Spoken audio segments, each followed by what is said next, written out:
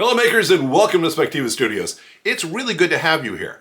Now this week I want to work on a bigger project, and that is going to take a couple of hours probably to pull all the pieces together, but I think it's going to be worth it. In essence, what I want to be able to create is a quilt using cut paper. Let me share with you what I'm talking about. So what I have here is some very neutral colors. I went through my different color books and I said, all right, what do I have that's fairly neutral that I can use as a background? And so the whole objective here is to create basically strips, if you will, that will fit in this grid right here. Now, for example, with this grid, this is a grid of 18 by 24 inch paper, my standard go-to heavy-duty watercolor paper, and I've cordoned off different groups of 3-inch strips. Now, by the way, there's 3 inches from the left and the right sides here as well, 3 inches from the top, and 4 inches from the bottom, just to differentiate the top and the bottom when the artwork is being hung. And so what I really want to be able to do is figure out how to create these 4 different strips of paper that will come in here, and I want to do that using these neutral colors. But, and this is the important thing, I want these neutral colors in essence to butt together to fit perfectly when I put them in here. Now, as we talked about in our last video, that's not an easy thing to do. And by the way, if you didn't see last week's video, I'll put the link in the description below and I'll also tag it on the end of this video. But the bottom line simply is I want to be able to create something where we can create a foundation of these neutral colors, and then on top of it, I want to be able to put some bright colors. And guess what? We're gonna make this. Yeah. I haven't seen it yet, but you have now. And so now you have a sense of what we're working toward. We can get started with it.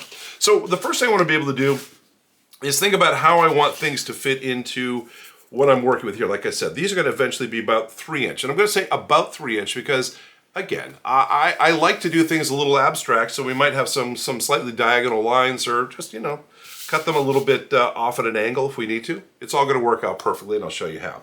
So the first thing I want to be able to do is just start by grabbing a piece of paper, and I'm going to grab a chunk here that's going to be about 4 inches wide. I want to make sure it's wider than what I'm trying to work on here, so I'll just cut about 4-inch wide strip out of this first piece. And let me say I'm going to grab this this green, gray, or whatever we're calling this color today, and I'll do the same thing with it. I'm just basically going to go and just cut a basic strip out here. There we go. So now I have these 2 different pieces. And let's say I want to be able to create something where they stacking on top of one another. They're going to be adjoining colors in whatever we're creating over here. How do we make all that happen? Well, we're going to start by kind of identifying how we want things to lay out. That's going to be an important part of any of this process, is just what goes where. But let's say in this scenario I want to be able to create the connection between these 2 pieces here. I'm going to have this block here with this block underneath it, and they're going to eventually sit in here. What's the best way to do that? And as we talked about in last time's video, what we want to be able to do is make sure that when we cut these pieces of paper, we cut them in such a way that they're going to perfectly align with one another. Let me show you what I'm talking about. I have some clips here, and again, I'll put this in the description below if you want to find out where to pick these up. And these are good because they don't mar our paper. Let me just bring that down a tiny bit. And I'll bring one on the other side here as well. Maybe a couple. Not that it's necessary, but a little overkill here. One of the things we don't want to have happen is we don't want our pieces of paper to slide at all while we're cutting them. Okay? And now what I can simply do is I can come in here, I can use a pair of scissors, I could use a rotary cutter, I could use a utility knife, whatever's going to work for me. Scissors are handy enough. And I'm just going to come across here and I'm going to create a slightly uneven line. Now, why am I creating a slightly uneven line? Well, I want to share with you that this piece here, right, which has a slight dip to it, hopefully you can see that. And if I take the clips off this other piece, now this piece of paper is going to fit exactly into that piece of paper. Why? Because they were cut at exactly the same time. It's the same cut line. So what I can do now is I can find a way to paste these guys together. Now what I'm going to do is I'm going to use a piece of just good old-fashioned copier paper, right? Something fairly basic here. And I'm going to come in here and on my copier paper, I'm going to find a way to join these guys together. All right, again, get it so that there's no seam there. And I'm going to do that using a simple glue stick. So I have a glue stick here, and again, I'm going to be pasting onto the white paper. That is the objective. So let me flip this guy, well, flip both of these over. I'm going to flip this guy over first, and we'll come in here, and we're going to just create a place where this can glue down. And again, I'm going to make sure it's thorough. Get my glue in there thoroughly, and then let's just flip it into place here on my piece of white paper. There you go.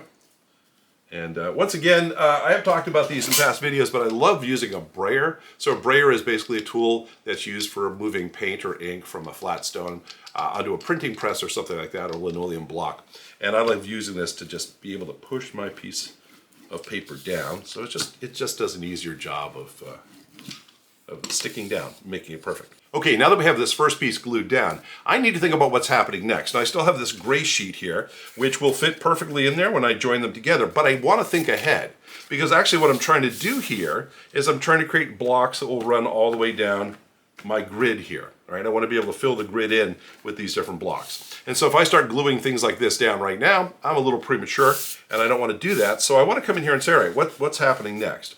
In this scenario, what I want to be able to do is I want to be able to take my my gray color here, and I want to be able to join it with something else. Now let's say here, I'm going to come in here, cut right about there, and then it will be pink underneath. So again, if I kind of know what that's going to be, I can come in here and I can start to join the pieces of paper. Now, just to make things easier for me, let's just cut this this pink piece into a strip.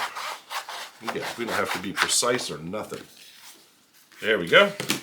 And so now, when I come in here, and by the way, I want to make sure I'm on the right side. When I come in here, put that over. Make sure it matches perfectly. There we go. And by the way, one of the things you might do here when you're working with your paper is just figure out which side is the upside, which side is the downside. That's going to make a huge difference. So just because I'm moving these around and I don't want them to get lost, this is the upside. They fit perfectly together. I'm going to just flip this over. I'm going to just put a light X on it with my pencil. Again, nothing too dramatic. I just want to be able to go, oh, that's the gluing downside. Okay.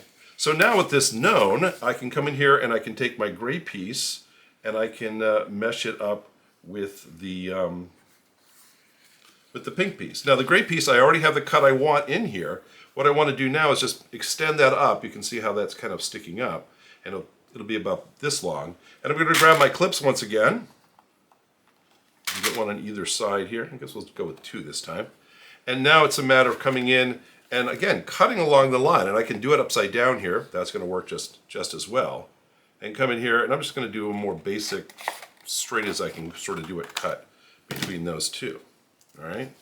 So now my gray piece is free and ready to do what it wants. And now I have this pink piece, which will fit it perfectly. Right? Because that's how we cut it to fit. Okay. And what I'll probably do here is just make sure I mark the back of my pink piece so I don't lose that. And so with this being done, I'm going to kind of put all my pieces together this way. And I'll cut this, well, let's see what's coming up next. Now next to the pink, I might want to add something like a white. I have a basic white cardstock here, which will fit in to our plans as well. So I'll have the pink going up there. And then, again, similar type of thing. Let me just drop this, again, top facing up, top facing up. I'm going to figure out how to clip them together to make whatever length I need between them. I'll leave this, make this pink one a little bit longer than the last one. Again, varying this up is going to make it much more interesting. Let me cut my white paper so I have a place to clip onto.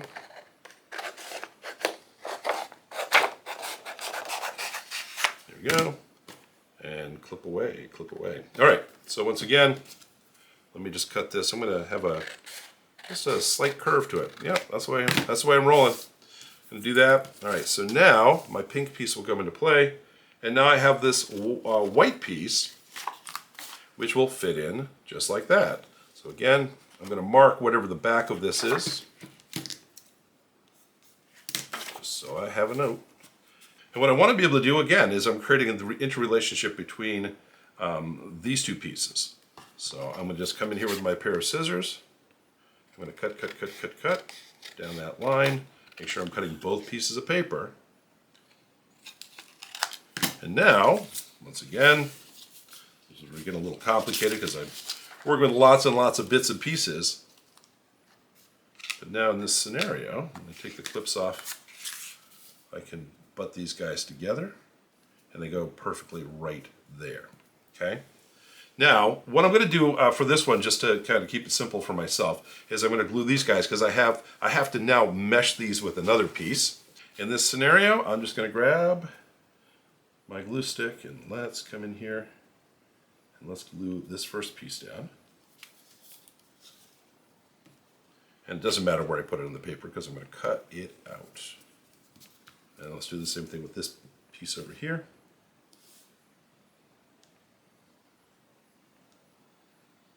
Beautiful. I'm going to mesh that right where it needs to go. Look at how tight that is. Look at how nice and tight that is. No white showing between those two. Beautiful, beautiful. And again, I might take my brayer, just squish those down, make sure they're nice and tight in there. Now, why did I make this as a separate piece on a piece of paper? Well, because I still need to fit this in with what's going on. And if I want to join this with the previous white color that I have, then I'm going to need to be able to have a place to start. I'm going to come in here, I'm going to just loosely cut this guy out. Again, just get it off the copier paper. And talk about how to create an interrelationship between it and this other white piece. Now again, good thing, this is why you mark the back, because after you handle them enough, you're like, which is the upside? I want this white piece to fit into this pinkish piece up here, and now I want it to join up with this piece right here. So once again, I'm going to simply come in here, and then let's say it's even on a slightly at an angle, right? I'm going to come in here like this, bring it slightly on an angle. So now, get rid of that. That's our white piece. There's the angle. And now, guess what? We have a perfect connection between these two pieces, this white piece and now this two-tone piece. Bring those together. Those are going to fit just fine. Now what's coming together here, by the way, is we have our white up here, we have the green here, we have the pink hitting into that, we have the white coming into that, and we have a two-tone color here. We're almost all the way down through the length of the colors that we want here. And again, the objective here is to create an interesting series of blocks, and I'm creating just one grouping of blocks. When I'm done with this, I'm going to go create the next grouping of blocks, and we'll bring them together. So I'm going to take a few moments. I'm going to get this sheet glued up. I have a few more columns to make as well. So I'm going to go off and do a little bit of that. And when we get back, I'm going to show you how we're going to take each of the columns and work with them to create the final grid. And then we'll be able to start actually building on top of that. So hang on just a second. For you, it's going to be a moment. For me, it might be a couple of hours, but I'll be back soon. Okay, welcome back. Now I've been able to work on these different strips, and as you can see in front of me, I have 4 of them now. And again, we're designing this based upon the idea of each strip is around 3 inches wide to cover the full border that we put on our paper. But what I want to be able to do here now is try to create a relationship between each one of these strips. And while I can come in here and cut straight, perfect 3-inch, 3-inch, 3-inch, of course, I also want to make sure that the seams between each one of these is also as tight as possible.